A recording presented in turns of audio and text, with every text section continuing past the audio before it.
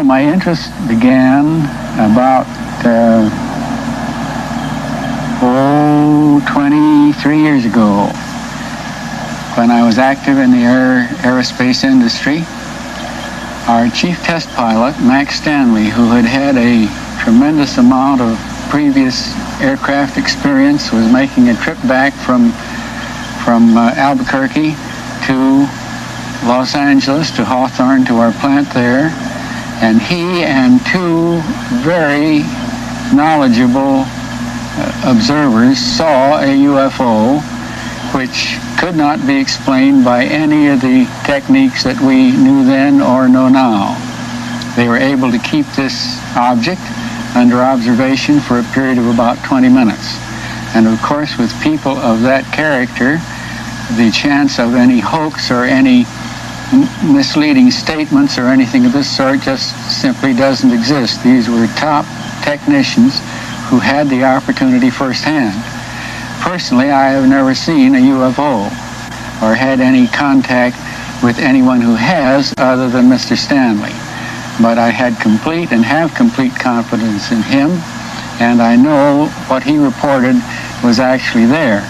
Well, starting with that interest then, it became a natural thing to read up on what I could here and there in the other place, and my belief in the fact that there are UFOs, so-called, has been reinforced through the years by what I've read.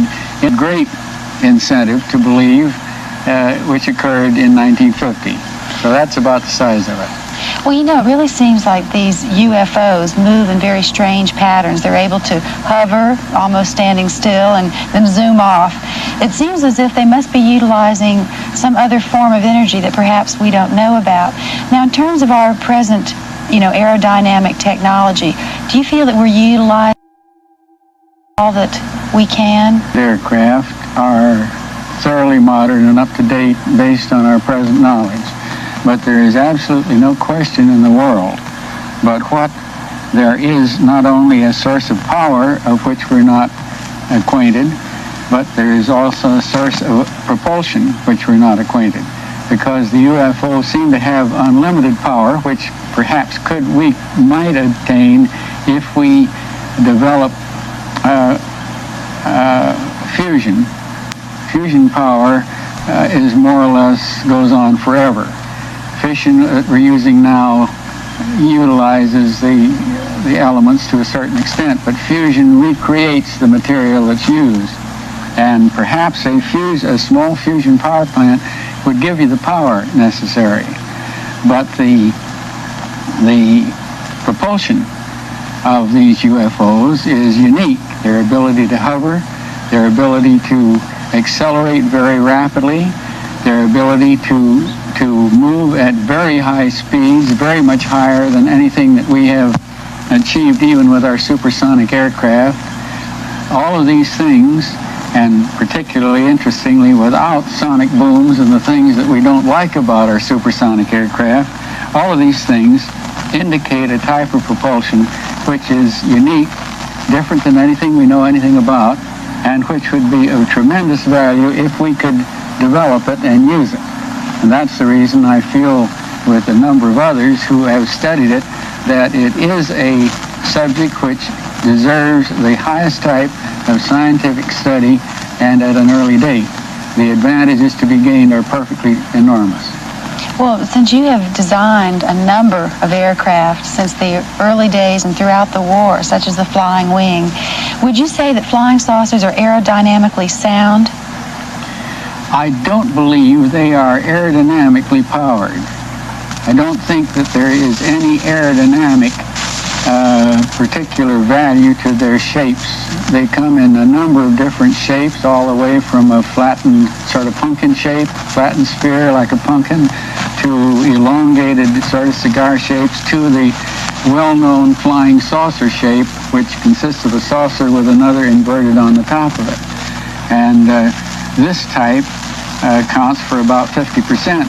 But the flight characteristics of all of the different shapes are similar. In other words, they've all been seen to accelerate rapidly, to be able to stop, to be able to turn rapidly, to be able to hover, at will anywhere they want to go, so that the type of sustension, propulsion, whatever it is, that enables them to behave in the fashion they do is something that we simply have no technical background for at the present time.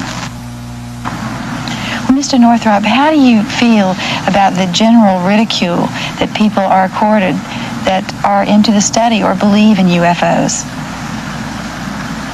Well, there has been a great deal of ridicule directed to the subject of UFOs, and probably rightly so to a certain extent, because probably 85 to 90% of the sightings of UFOs are not really unidentified flying objects. In other words, there is an answer to approximately 90% of the sightings that are made, which correspond to the present techniques that we have. There remains a 10% to 15% number, which cannot be explained by any of our present science. So that there's a natural reason to a certain extent for ridicule. And don't forget that the Wright brothers and Fulton and everybody, the man who invented the first steam engine, all were ridiculed. They didn't want to leave the horses or the buggies or anything of that sort. So it's a natural thing for humans to ridicule something that they don't understand. But the subject of UFOs has pulled in the serious study of many highly competent technical people. Many doctors of science have studied and fully believe in UFOs. And the number of these is sufficiently great and their reputation is sufficiently high so that there really, in my humble estimation, there's no room left for ridicule.